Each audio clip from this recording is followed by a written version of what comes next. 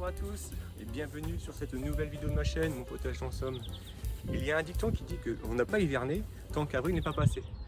Ce dicton pour moi est d'autant plus vrai cette année puisqu'on a des températures qui sont en dessous des normes de saison, qui sont faibles, en tout cas dans la région, dans la Somme, c'est vraiment flagrant. Et puis on a énormément de pluie avec un manque flagrant également de luminosité. Alors ce problème de pluie va permettre de remplir les bacs et les réservoirs d'eau en vue d'une éventuelle sécheresse cet été. Mais effectivement, ça pose un petit peu des difficultés pour travailler dans le potager.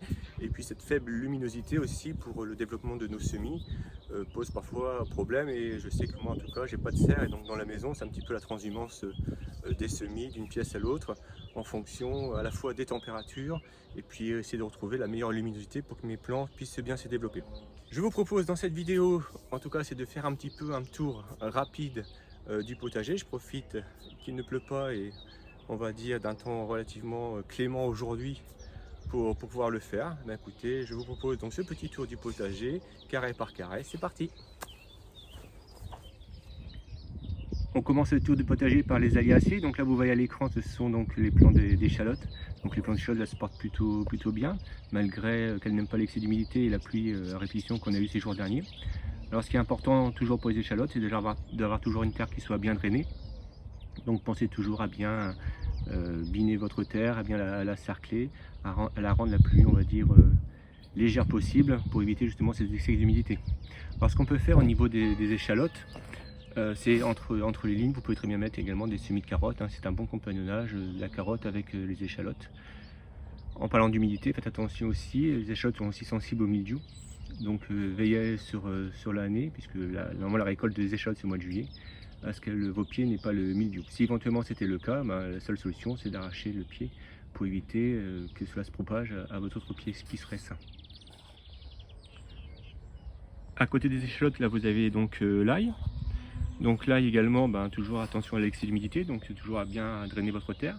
Ce qui est important également sur l'ail, c'est que l'ail soit toujours bien enterré, donc veillez toujours à ce que l'ail reste bien en terre pour éviter éventuellement un pourrissement de vos plants.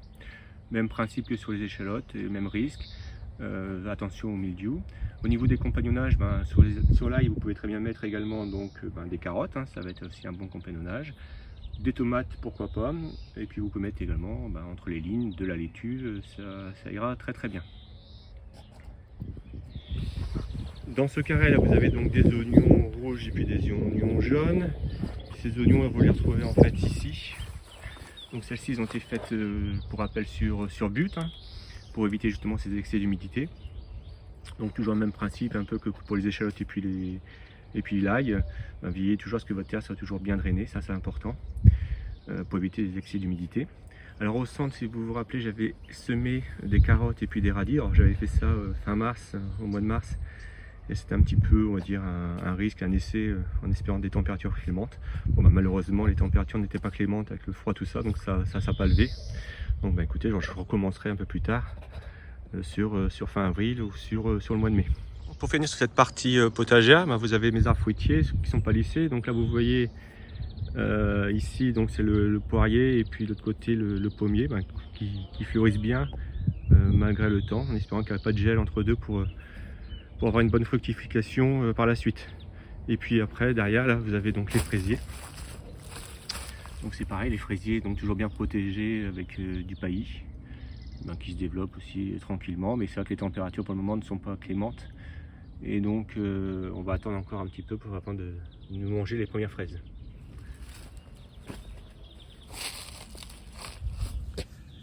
Alors à côté de mes échalotes, j'ai un petit carré qui me sert de prairie sur lesquels j'ai semé quelques fleurs on va dire de champs pour favoriser la biodiversité dans mon jardin et les insectes pollinisateurs dans le potager. Et puis je voulais juste montrer un petit peu du doigt, c'était l'ortie. Alors pourquoi l'ortie? Longtemps j'ai considéré moi l'ortie comme une mauvaise herbe. Alors on dit souvent qu'une mauvaise herbe c'est une herbe dont on n'a pas trouvé l'utilité. Et pour moi l'ortie, je l'ai longtemps combattue avant de me rendre compte qu'elle avait toute sa place effectivement dans le potager, dans le jardin. Déjà l'ortie c'est un bon indicateur du sol. Il faut savoir que l'ortie va se développer dans un sol riche. Alors qu'est-ce qu'on attend à un sol riche? C'est un sol qui sera fertile pour les légumes avec de l'azote, du potassium, etc. Donc c'est un bon indicateur. Et puis vous pouvez constater aussi que parfois l'ortie va pousser sur des choses, des matières en décomposition. Il suffit d'avoir parfois un petit tas de gravats ou éventuellement des bûches dans un coin du jardin, et puis vous allez voir un développement d'ortie. Donc l'ortie a toute sa place dans le potager. Alors bien évidemment, on parle souvent du purin d'ortie, mais moi je ne l'utilise pas trop de cette manière-là, l'ortie. En fait, je vais la couper avant qu'elle fleurisse, ça c'est important. Et puis moi je vais la mettre en mélange dans mon paillage avec de l'herbe, de la paille, pour pailler mes parcelles, puisque l'ortie est également riche en azote et c'est aussi un bon élément pour les légumes. D'ailleurs, on met parfois dans ces trous de plantation, comme ces trous de tomates, on met parfois des feuilles d'ortie dedans pour donner un peu de vigueur au plant. C'est également un bon activateur de compost, donc on peut très bien aussi mettre l'ortie dans son compost, c'est tout à fait intéressant. Sur cette partie du potager, j'ai les petits pois, j'ai les pois mange-tout ici, là, et puis là c'est les petits pois. Donc j'ai commencé à les buter tout simplement. Ensuite là, je vais avoir quelques semis de laitue, de feuilles de chêne, pardon, rouge et luarde. Je les ai mis il n'y a pas très longtemps. Et puis ici derrière, dans ma structure, j'ai commencé à structurer avec des filets à ramer, puisque je vais mettre mes haricots à rame sur le mois de mai. Donc j'attends, hein, la terre n'est pas encore suffisamment réchauffée. Il faut au moins une terre de minimum 10 degrés pour pouvoir les mettre, donc j'attends encore, je suis pas pressé. Mais là je mets mes filets à ramer, donc j'ai un filet à ramer qui sera ici, et puis j'en aurai un autre de l'autre côté. Donc là dans cette parcelle là, je prépare simplement ma terre. Il me reste, vous voyez, encore un petit peu de mâche. Et puis j'ai un pied de fraisier qui a poussé là, de ce côté-ci. Un beau pied de fraisier qui j'espère pourra me donner d'excellentes fraises par la suite. Donc là je prépare simplement ma terre, je la griffe, j'enlève éventuellement quelques herbes indésirables. Et puis ce sera en vue d'une plantation ici au mois de mai. Dans la parcelle là où il y a mon poulailler, écoutez, là c'est donc les petits pois également que j'avais donc cette fois-ci mis en semis de rouleaux de papier toilette. Pareil, qui se portent plutôt bien, donc ils sont un peu plus développés que ceux que je vous ai montré précédemment, et ils commencent tout doucement, vous voyez, à s'accrocher bien au grillage. Donc ils sont beaux. Pour l'instant c'est ce que j'ai fait uniquement sur cette parcelle là. Pareil, je vais attendre, je pense, des températures et on va dire un climat un peu plus favorable pour continuer mes plantations dans le potager. Ici c'est de l'herbe que j'ai coupée, que je fais sécher un peu pour faire du foin. Tout ça en vue d'une prochaine culture de pommes de terre sur herbe, et ça va me servir de faire un paillis pour recouvrir mes pommes de terre. Donc je les mets dans mon poulailler. Déjà mes poules sont très contentes d'avoir un petit peu de verdure, et puis ce paillis là je le coupe également avec, comme je disais précédemment, j'ai pas mal d'orties ici dans la parcelle que j'ai coupé, et donc en fait je vais les récupérer. Je vais récupérer tous ces morceaux d'ortie là, et puis je vais l'intégrer à mon paillage. Ce que je voulais vous montrer également après les petits pois, c'était ces insectes là que vous voyez là, le long de mon arbre. Et en fait j'en ai énormément dans le potager. C'est la première année que j'en ai autant dans le potager. Alors je ne sais pas si vous connaissez, mais ce sont des gendarmes. Donc faut-il avoir peur des gendarmes dans le jardin? Non, en fait ce sont des insectes, et ce sont des genres de punaises qui ne sont pas du tout nuisibles au potager, puisque ces gendarmes-là vont manger les cochenilles, vont manger les pucerons, les insectes morts. Donc ce sont des auxiliaires pour le jardinier dans le potager. Et c'est vrai que cette année, j'en ai beaucoup. Donc les gendarmes, ils ont un instinct grégaire. Vous voyez qu'elles sont toujours en genre de colonie. Par contre, c'est effectivement... au départ, je m'étais un petit peu inquiété parce que j'ai retrouvé dans mes cultures, et entre autres dans mes cultures de petits pois. Et donc, comme ce sont quand même des insectes piqueurs suceurs, je me suis un petit peu inquiété sur ça. Mais en fait, non. A priori, elles aiment bien tout ce qui est, donc, comme je disais, manger les insectes morts, pucerons, cochenilles, et puis tout ce qui est, on va dire, graines d'hibiscus, etc. Donc, pas d'inquiétude sur la présence de gendarmes dans le potager. Et me voilà rassuré parce que j'ai un petit peu étudié la question. Et c'est vrai qu'il y en a beaucoup cette année dans le potager. Alors peut-être que c'est le climat qui veut ça. Mais je voulais vous montrer et vous montrer également du doigt après les orties, les gendarmes.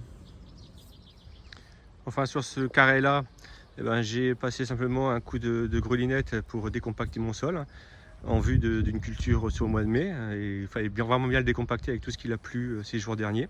Donc je laisse bien pailler mon sol pour le moment. Ici j'ai mes tunnels nantais, j'en ai fait un second ici en fait qui va me servir pour faire tout ce que j'appelle la plantation au mois de mai de mes légumes du soleil, on va dire aubergines, piments, poivrons, etc. Ça je vais les mettre là. Et puis ici donc j'ai des radis, des carottes et puis des salades. Je vais vous les montrer tout de suite après l'ouverture.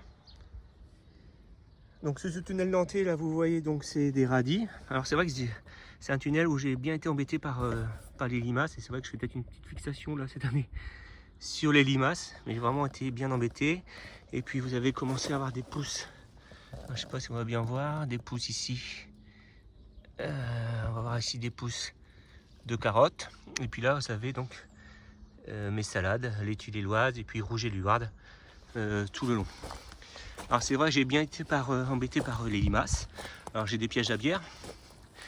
Et puis j'ai vu il n'y a pas très longtemps sur la chaîne Main Biogardin la bonne idée, toute simple, mais il fallait y penser, de simplement mettre des feuilles de salade. Donc là j'ai mis éventuellement c'est des fans de radis, mais des feuilles de salade entre les pieds de laitue, parce que vous voyez par exemple c'est comme bien été attaqué par les limaces. Donc vous mettez des morceaux de feuilles de salade que vous ne voulez plus, et puis effectivement ça marche assez bien puisque je me suis amusé, et là je vous montre en vidéo le soir un petit peu ce qu'il en est. Donc je suis sorti vers 21h30 dans le potager voir un peu ce qu'il en était, et puis j'ai trouvé quand même pas mal de limaces qui attaquaient les feuilles. Donc je trouvais que c'était tout à fait une excellente idée, et donc je remercie Main Biogardin de cette excellente idée. Et puis n'hésitez pas à aller voir sa chaîne et abonnez-vous à sa chaîne, c'est une très bonne chaîne. Et bien voilà, on a fait le tour de mon potager. Alors pas toujours évident de travailler au potager en ce mois d'avril avec les précipitations, le temps qui n'est pas forcément toujours de la partie. Donc on essaye de faire un peu au mieux. Je termine cette vidéo par vous montrer quelques-uns de mes semis en intérieur. Alors j'ai pratiqué le rempotage de mes semis de tomates, d'aubergines, de poivrons, etc. Et puis je continue mes semis, entre autres de maïs, j'ai fait également du melon, œillets d'Inde, etc., etc. Donc tout prend forme en vue d'une mise en place dans le potager, j'espère, on va dire au mois de mai, après les Saintes Glaces. J'espère que cette vidéo en tout cas vous aura plu. N'hésitez pas à la liker, à me faire part de vos commentaires, et puis abonnez-vous à ma chaîne, Mon Potager en Somme. C'est toujours pour moi une source de plaisir et puis de motivation. Et puis moi je vous dis à plus dans de prochaines vidéos. Allez, ciao, bye!